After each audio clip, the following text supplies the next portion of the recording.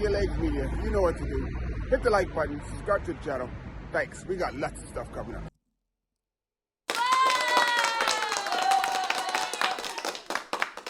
That's for all the people that hit the like button, subscribe to the channel, and turned on their notifications. One more time for the people that have done that.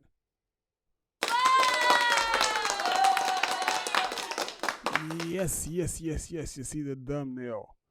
GT versus GT. So let's pull the bikes up really quickly. So that's, we're talking about when I was riding those bikes. And there is this conversation today about bikes being, you get bad equipment and it makes you fast and all of this, yada, yada, yada, yada. As you see in the picture, I'm riding a steel bike, 32-hole rims, Mavic Open Pro. I did use tubulars, but in this particular day, I had some orange tires that I gotten from Spain. So I wanted to let everybody see my orange tires, because if you see, everybody's got black tires on. Every single person's wearing black tires. I was the only person with colored tires at the time. The only thing different colored everyone else was maybe with bar tape. That's about it. But I had to I got the orange tires, and I'm wearing these Adidas shoes like no one else. Because when I came back from Spain, I got some stuff, and I just got some pretty unique stuff. Like, Europe. Europe is always like just miles ahead of everything, not even just with bikes, but just everything, infrastructure, just gadgets. Anyway, this was the Bermuda Grand Prix, and the team that I did ride for, I was like the only person. So basically, instead of riding by myself, I was convinced by another young man on the island, a good friend of mine, to ride with Snow Valley. So we had a team of about 4 to 5 people, and as you can see, the big guns, like to my left is the Navigators. That was Elliot's team, Elliot Hubbard, and just behind him was Team Satin, and then Team Remax, and there's another team. So there was quite a few fairly big teams there. So this was no chicken scratch race. This was a pretty tough race, and as you can see, homie's on the front punching it. Yeah, I'm on the front. There's no one in front of me. I'm on the front punching it. And just keeping the pace hot. I'm at home. I'm in front of and I was in really good shape. So yeah, I had a good time. And I had a good ride. Let's get into. First, we're going to look at the exotic machine. Let's talk about this baby. Ooh, look at that bad boy. So I'm gonna move me out just a little bit, and look at this bad boy. So firstly, in 1996, the Carimas were just becoming available to the public. This is like what the French team was using. These wheels were exclusive to the French team. You couldn't buy them. And the guy that I put this bike together for, Adam, his pockets were nice. So by the time we finished this bike, it was topping 30K easily. The big expenses on the bike were things like the wheels. Like, I think it must have been close to 10 grand for the wheels easily, because the front wheel was a 26, which wasn't available at all. I don't know what Adam did to get this thing, but they made him pay through the yin yang for that front wheel. It wouldn't cost nowhere what he paid for it today. Because it was something original. So basically, this is a 700C bike. Firstly, let's start with the GT Fury 700C and a small frame. And you'll see, it's like, I was getting confused because both bikes are the Fury. I thought this was a different one, but this is the Fury as well. And I could be wrong. I might have to check that out. But anyway, it's a GT. So what we did, like second thing that had to be modified were the forks. So Adam wanted these carbon forks from Castro, and the Castro people only did the bikes for, at the time they were doing them like the 26-inch wheels for like they're not the TT bikes, the triathletes. So for some reason, that was really, really popular, the 26-inch wheels for the triathlon bikes. So basically, he went out his way. He contacted whoever he had to contact, and he pretty much begged them down for a pair of these carbon forks. Now, they didn't sell them separately. So basically, he had to pay almost the price of a bike to get them to separate the forks from the bike. So, and they did that, but like I said, again, they made him pay. And he paid the price for the bike. So, just for the wheels and the front forks were probably at about 15K easily. Because no one had carbon forks or carbon anything on the bike at the time. Everything that it was crap. So these Castro forks were the hottest and latest thing. The technology was just like, and then we go to the C post. Again, the C post was one of those items that wasn't available because it only came as part of the bike, and they made Adam pay if you wanted that C post. So like the price is getting up really fast. And then the next big ticket item was the cranks, the profile cranks. Now they are I think these are 180s. So sorry, it's past my bedtime, but these are 180 cranks.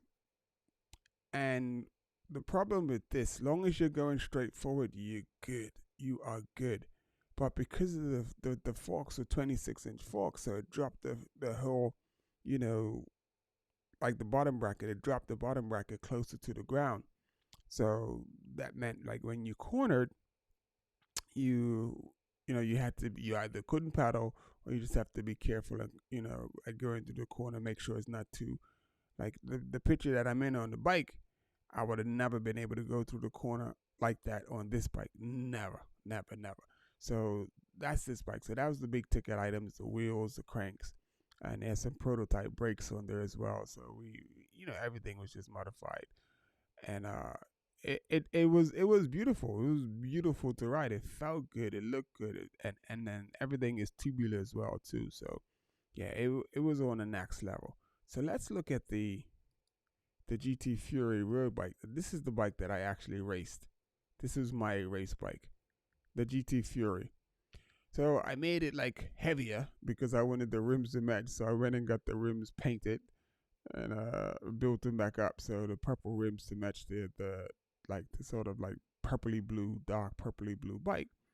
And look at the handlebars. Look at the handlebars. You see the handlebars? This is how we were rocking the handlebars back then. Like the handlebars are sort of like, now you see that the bars are flat, and as you can see, the bars are going down. Sorry, apologies. And then you see like the levers are tilting up, and you see I'm rocking a camping. So this bike came with Shimano, but my the bike that you see in the picture behind. So this bike, nope, not that bike. This bike that I'm on, that green bike, that's where all the camping stuff came from. Came from that bike. So let's get back to this. And so it came with Shimano, so I switched it up. Now this is the bike that I use for the national championships time trial in Bermuda. All I did was put arrow bars on it, and then that was it. That's the only modification I made, was to put arrow bars on it. Here's how the story goes. There was I think it was a 30 mile time trial, and Adam was like, "Yo, you want to use the bike? You want to use the bike?" And I was like, "You sure? Okay, yeah, use the bike. Use the bike. I mean, I'm never gonna be as fast as you are, because you're a top dog. Use the bike, man. You might as well have someone to actually really go fast on it. All that money was spent." So I said, "Okay, cool. I'll give it a go." So I showed up to the time trial, and everyone was like, "Ooh, ooh," looking at the bike, and everyone was just like, "Here we go." And this is coming to walk, everybody. He's faster than everybody as it is, and now he's coming on like just stealth rocket ship, carbon, everything latest, everything. It was just like, at the time, this bike was just like, you're looking at it, was like looking at literally like a rocket ship had showed up and landed down on the start line. And I got on this bike, I rode this bike, and Long story short, well, not long story short, but all the problems that were, firstly, it was pretty comfortable as far as like the height of the seat, the reach and everything. That wasn't a problem. That was actually pretty comfortable. But then the problem came with the cranks. The cranks were 180. My cranks on my bike, that the other bike, my cranks on which bike? My cranks on that bike are 172.5. So those few millimeters, it's a major difference. Major difference. And basically, it felt like I went from like this to like trying to. That's what I felt like when I was going over on the pedal because it was coming up so much higher. So it was just so different. So I spent the whole time trying to do that time trial, trying to like understand that my paddle stroke wasn't ready to go back around yet. Like when it was still coming up because the pedal was so long, it's still coming up, and where I'm now going down. So I couldn't turn the pedals like fast enough to be efficient. And I actually still rode a fast time trial, but I finished like 30 seconds down on Jeff Payne, and I like that really bothered me. That's like I can't believe I lost the time trial, and I had basically won all the time trials, that I did that year, and I lost the time trial. I was like, man. So I believe I went back to California for a little bit, and then I gave Adam back his bike, thanked for the bike, and I didn't say what I thought or felt or anything. I was just like, it is what it is. These things happen. So I just had a bad day and everything. And but the biggest issue was I couldn't paddle through the corners. So I know I lost a lot of time. I may have made up time on the straightaways and the downhills. Like going straight. I was getting every now and then I get like a really fast moment, getting used to having to come up so high on the pedal. But then at the same time, it just like it was just too much to try to remember and everything. So, but anyway, yeah, that's what happened with that. So I ended up losing that time trial. It was one of the long time trials. I don't know if it was a 30 miler or 50 mile or something like that. But like I lost like 30 seconds, maybe even be a minute. But I think it was more than a minute. But I lost to Jeff Payne, and it was like so. Then from there it was like all this talk about national championships. So national championships was actually done on this course where this pitch is taken, and that's the old American base, U.S. base in Bermuda, where U.S. was stationed in Bermuda, and the roads are the surfaces is really good. All right, I remember it's done. So then we come to the GT road bike, the Fury. I believe it's the same name, I'm pretty sure it's the Fury as well. So it comes to the time trial. All I did was put arrow bars on the bike. We're no expensive arrow bars, just some regular clip-on arrow bars on the bike. And when I had come back from California, I was in some pretty stellar form. I was like, I put just riding and racing and just feeling really good. So I came back on good form, and I lined up. And if you can see, I got the Castro forks on this bike as well. So, but the 700C forks were more available to to the general public. But I'm not quite sure if these may have come off my Cannondale. So I had a Cannondale just before this. So those may have, and they made me pay for the yin yang to get the forks for that Cannondale because like it wasn't an aftermarket product either. So yeah, but anyway, I digress. So we did go and do the time trial for the national championships, and everyone was like, not really, because Jeff had won that time trial, and thinking like, it was like some talk in the newspaper on the news, some smack talk and stuff, and like about Jeff because he was older than the rest of us, and yeah, people were just expecting him to like be able to beat me again, but dang, I must have put 4 minutes in Jeff Payne that day. Yeah, cause basically my setup was so on point, and had nothing to do with like the equipment either. I was in some amazing shape. I mean, I was in some amazing shape, and I remember like it was yesterday. Jeff was like, cause I remember seeing him, like there was a certain corner where you turn like left, turn right onto the where the start finish was, but you rode past the start finish and then you went down this, like, made it long and stuff. But just this, and what I did was the start fin where you the turn from the start finish to this hill was probably almost a mile, like the bottom of this hill where you had like a tremendous amount of speed.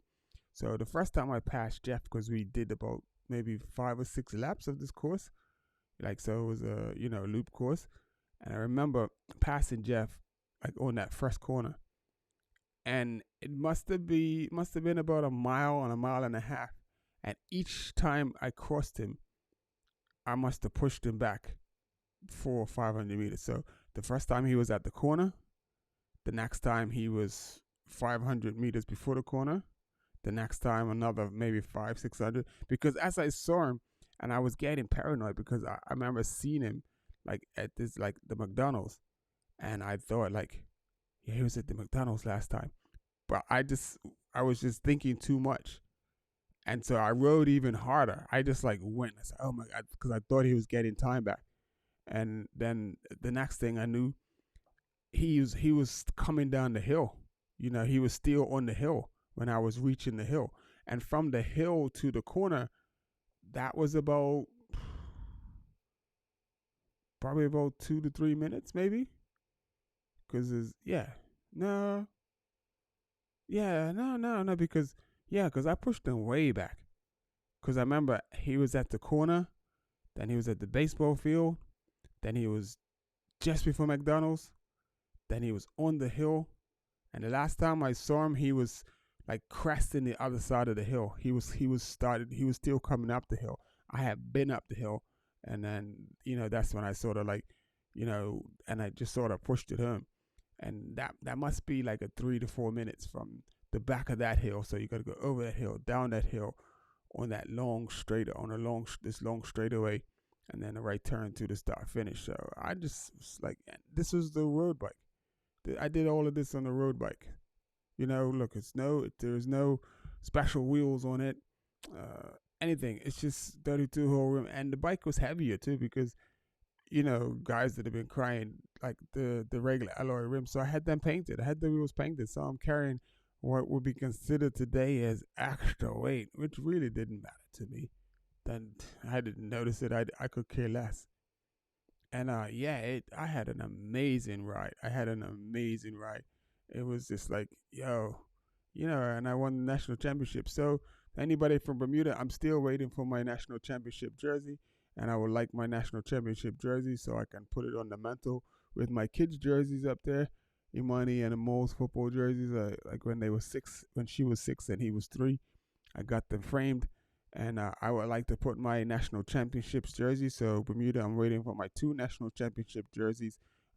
One is for the mountain bike, and the other one is for the road. The time trial. Sorry, for the time trial.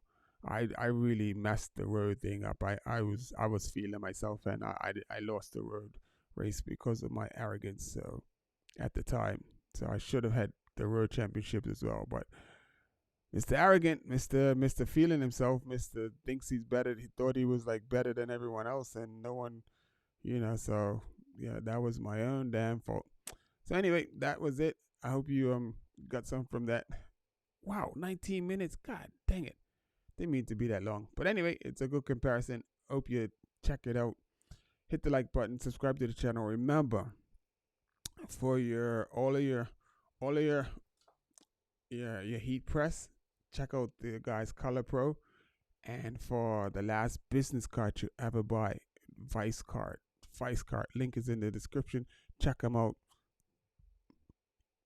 Yeah, Vice card, Color Pro, Super Color. Super Color. I'm giving out the wrong thing. Super Color. And apologies, but last is and the vice business card, last business card you would ever buy. My goodness. If that was smooth, if that was smooth, it definitely wasn't butter.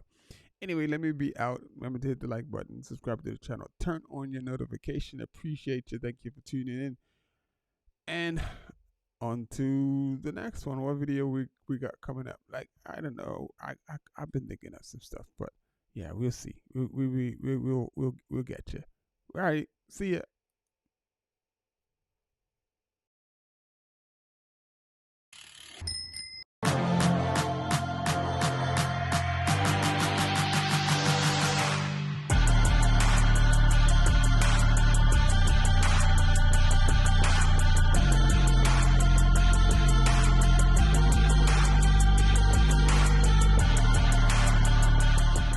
Sever your legs media. You know what to do. Hit the like button, subscribe to the channel. Thanks. We got lots of stuff coming up.